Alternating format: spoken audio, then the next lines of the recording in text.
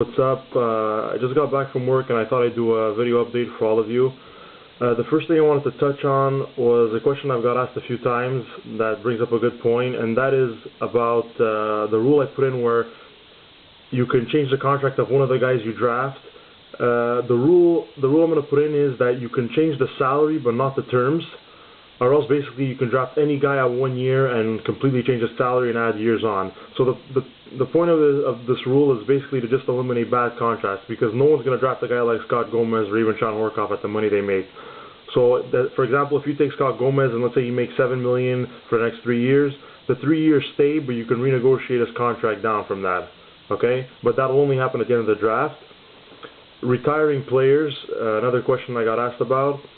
I made a thread for it. The way it'll work is once a player retires in real life, he will retire at the end of the season in our league. So let's just say, for example, we start our... Okay, got a text message. Let's just say, for example, we start our season like the first week of June, and then in like the beginning of July, like Lidstrom announces his retirement. Well, at the end of our first season, he will be out. So that's the way it'll work for that. Okay, now moving on to draft stuff. What do I start with? Okay, there's a poll for our first online draft, because as you all see now, how it takes forever when we do it on the forums. Our first draft will be next Saturday, starting at 5:30, and it'll probably go till about 8 o'clock. Obviously, I can't please everyone. Not everyone will be able to join, but I wanted to at least get 15 to 16 people in, and it looks like that's possible at the moment. Therefore, around 5:30, everyone gets onto Facebook. If you can't make it, send me a list of guys you want, or just have a friend pick for you.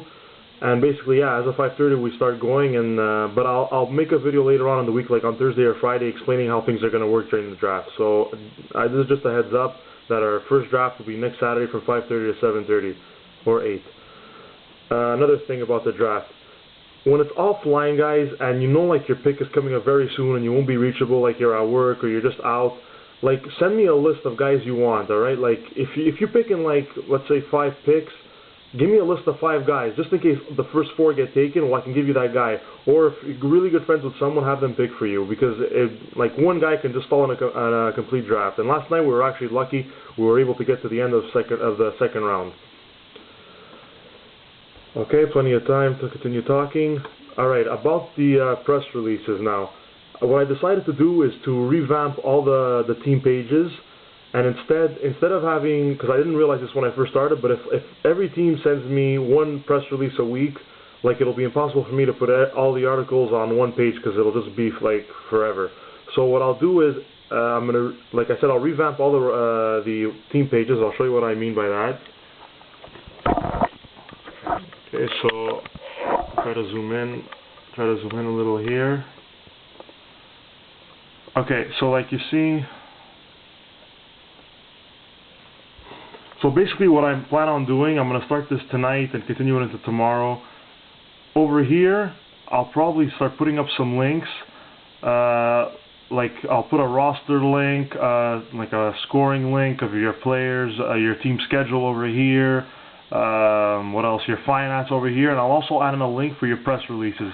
So every time you send me something on by email, I'll just this page will have the link will have its own page, and then all the articles you post will be there one by one in the order in the day you sent them. I think that's a much better thing to do. And on the home page, like the press release on this side here. Obviously, I haven't created the page yet, but that'll be more general of like league stuff that I'll create. So yeah. So just moving on, just want to see if there's anything else I wanted to cover.